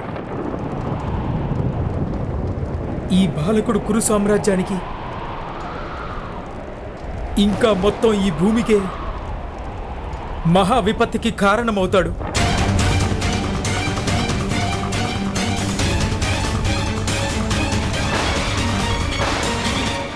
నువ్విది పూర్తి నమ్మకంతో చెప్పగలవా? ఈ సంకేతాలు స్పష్టంగా ఉన్నాయి తాతగారు. నేను నా అంతరాత్మని అడుగుతాను. నేను కురు సామ్రాజ్యం యొక్క సుఖం, సంరక్షణ గురించి ఆలోచిస్తాను. నాకు కేవలం ఒకే మార్గం కనిపిస్తోంది తాతగారు. నా అభిప్రాయం ఏంటంటే, ఇవాళ జన్మించబోయే ఆ బాలకుడి నాశనం అనివార్యం తాతగారు.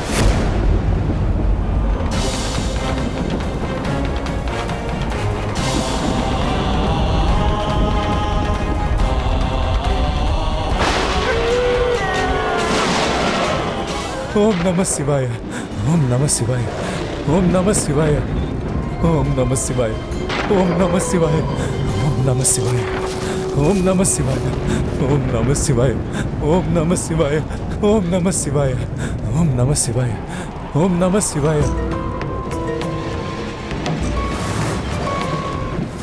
ఓం నమ శివాయ, ఓం నమ శివాయ, ఓం నమ శివాయ, ఓం నమ శివాయ, ఓం నమ శివాయ, ఓం నమ శివాయ.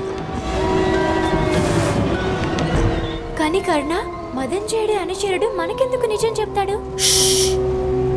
మౌనంగా ఉండు. మనకే కాదు, మొత్తం అందరికీ చెప్పాల్సింది. ఓం నమ శివాయ, ఓం నమ శివాయ. నాయనా,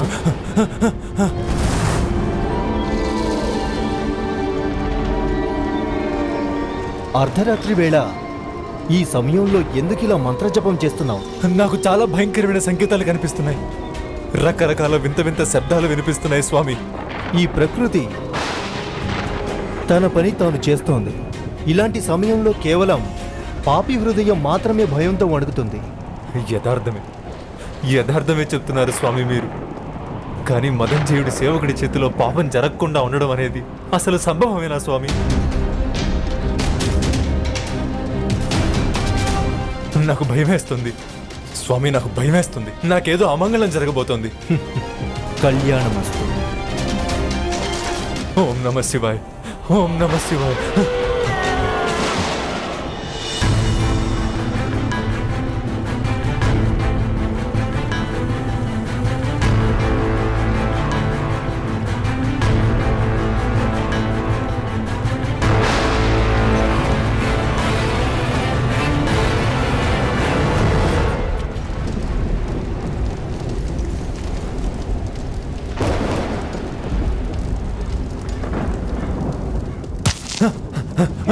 ఎవరు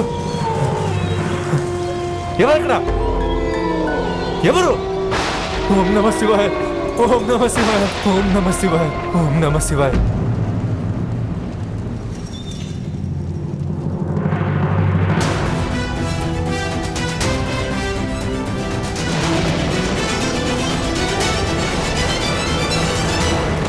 ఎవరు ఎవరు మీరు? కాపాడండి.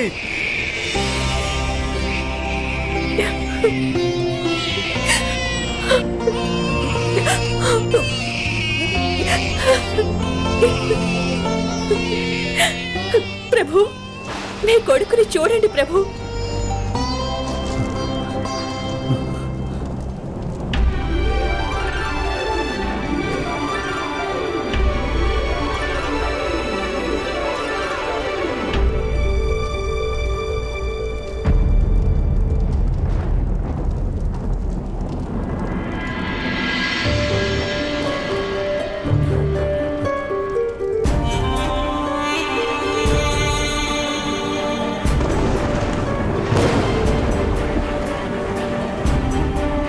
దాసి దాసి ఆజ్ఞ మహారాజా. ఈ పిల్లాడిని జాగ్రత్తగా చూడు.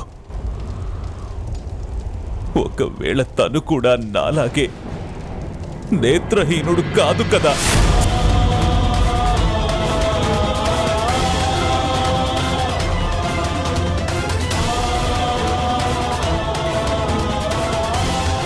లేదు మహారాజా, రాజకుమారుడు మీ ముఖాన్ని చూస్తున్నాడు. తను నేత్రహీనుడు కాదు.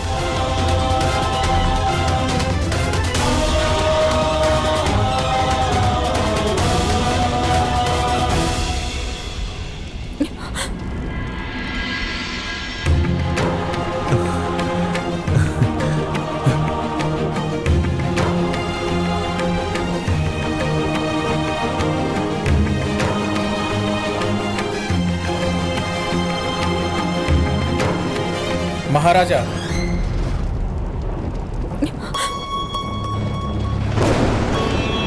నేను మీతో ఒక ముఖ్యమైన విషయాన్ని మాట్లాడడానికి వచ్చాను.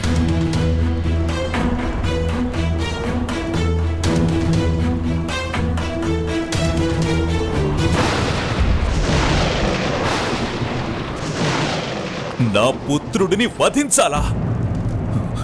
ఇదేం పరామర్శ మహామంత్రి విదురా?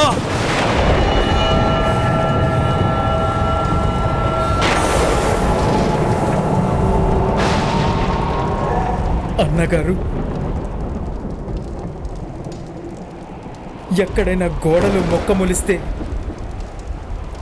దాన్ని మొలవగానే పీకేయడం మంచిది. కాలం గడిచిన కొద్దీ ఆ మొక్క మొత్తం గోడని కూల్చి పారేస్తుంది. ఇది మనకి కాలమిస్తున్న సంకేతం అన్నగారు. ఈ బాలకుడు భయంకరమైన యుద్ధాన్ని తీసుకొస్తాడు.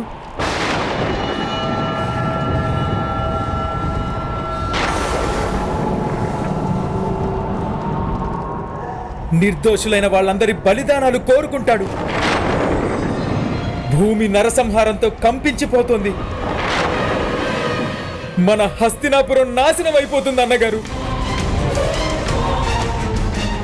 ఇప్పుడే పుట్టిన పిల్లాన్ని చూసి భయపడిపోతున్నారా మీరు? లేదు, తన భవిష్యత్ అంటే భయపడుతున్నాను నేను. అయితే ఈ క్షణంలో పుట్టిన మొత్తం పిల్లలందరినీ ఎందుకు హత్య చేయించకూడదు? వేరే వాళ్ళు కూడా పుట్టుంటారు కదా.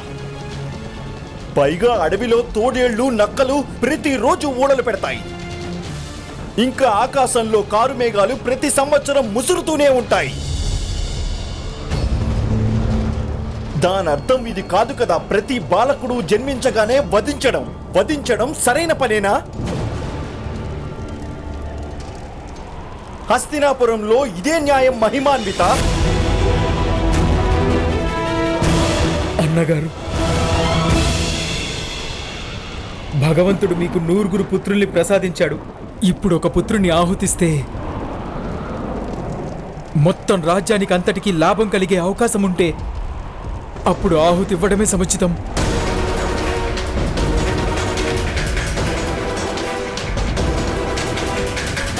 ఎలాగో యుద్ధంలో ఆ రాకుమారుల్ని బలిదానం చేస్తారు కదా. బలిదానం చెయ్యడం కాదు, వీరగతిని పొందుతారు. దీనివల్ల వీరగతిని.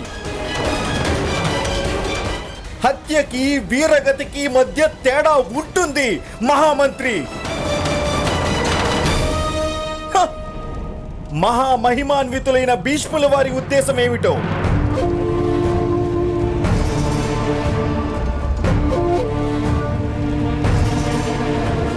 మరి మహారథులకే, మహారథుని భుజాల్లో ఆ బలం ఉందా?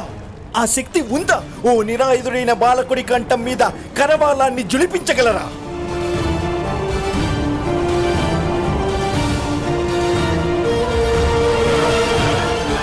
ఒక బాలకుడిని హత్య చేయడం అంటే నా హృదయం కంపించిపోతోంది. కానీ నాకొక విషయం మాత్రం స్పష్టంగా తెలుసు. తన రాజ్యం భవిష్యత్తు కోసం రాజు అనేక కఠిన నిర్ణయాలు తీసుకోవాల్సి ఉంటుంది.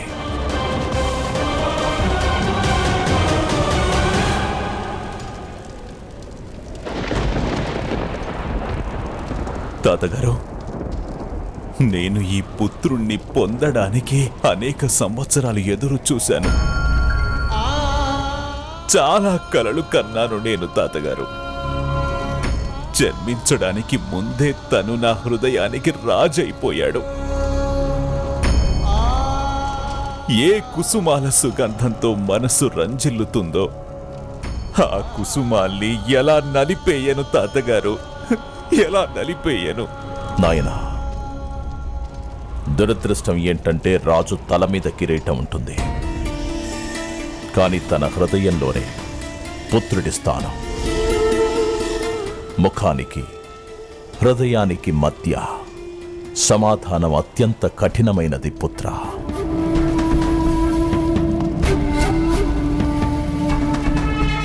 ఈ సమయంలో రాజకీయాలు చేయకండి మహామహిమాన్విత. స్పష్టంగా సమాధానం చెప్పండి, స్పష్టంగా.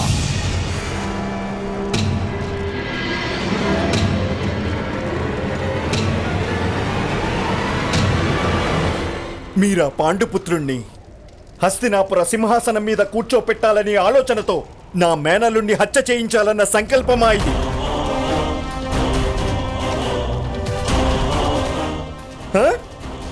సమాధానం ఇవ్వండి మహామహిమాన్విత.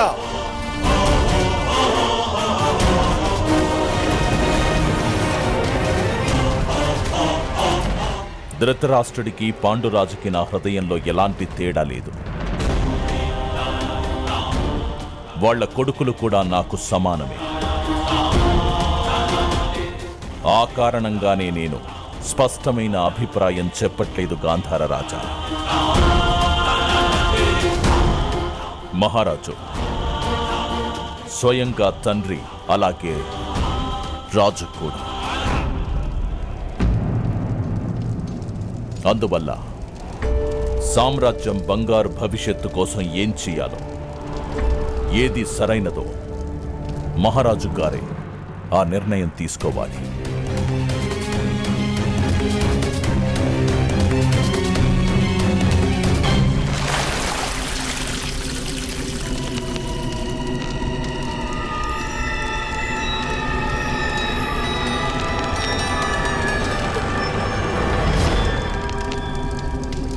చూడండి మహాశయ, మీరు చేసిన పాపం కడిగేసుకోవాలంటే గంగా నదిలో మీరు పూర్తిగా స్నానం చేయడం అవసరం కదా.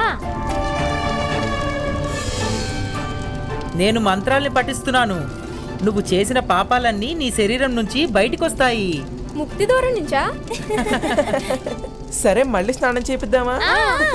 ఆగండి ఆగండి, మీరందరూ చాలా పెద్ద తప్పు చేస్తున్నారు. ప్రతి ఒక్కరికి శిక్ష తప్పదు. మదన్ జైలు వారిని ఇక్కడికి రానివ్వండి. వద్దు వద్దు, ఆగండి.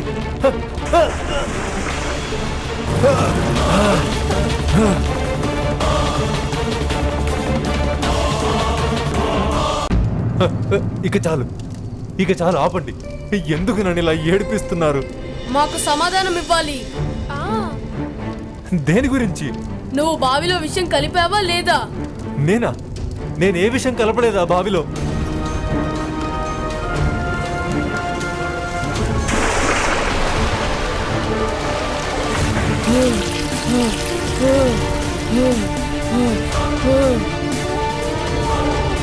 అసలు నిజమేంటో చెప్పండి, లేదంటే మేము నిన్ను తోడేలా ముందుకు తీసుకువెళ్ళి పడేస్తాము.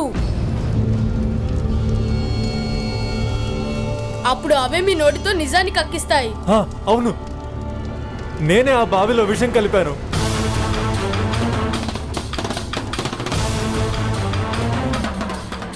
మదంజయ మహాశివుల వారి ఆదేశం ప్రకారం. కానీ ఈ విషయాన్ని తెలుసుకోవడం వల్ల మీ నాన్నగారికి ఎలాంటి న్యాయం జరగదు బాలక.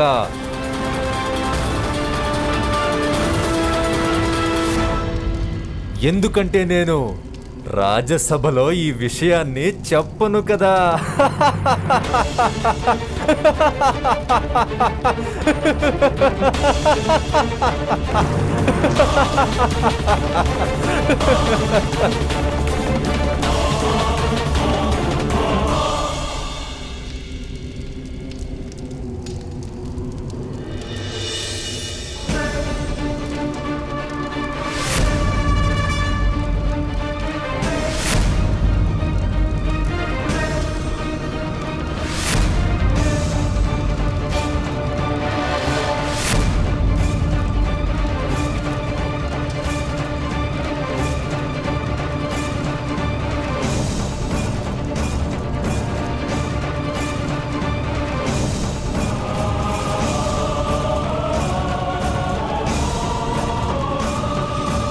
మేమందరం మీ మాటలు వినేశాం మహాశయ. మేమందరం రాజసభకు వెళ్ళి నిజం చెప్పేస్తాం.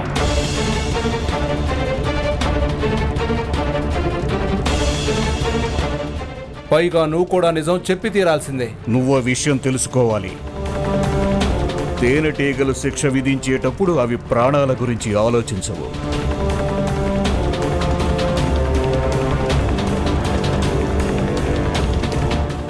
అది తేనెటీగల యొక్క శక్తి కాదు, అది వాటి సంకల్పానికి ఉన్న బలం. అందువల్ల ఆకారాలు చిన్నగా ఉన్నాయని భ్రమించడం తప్పవుతుంది.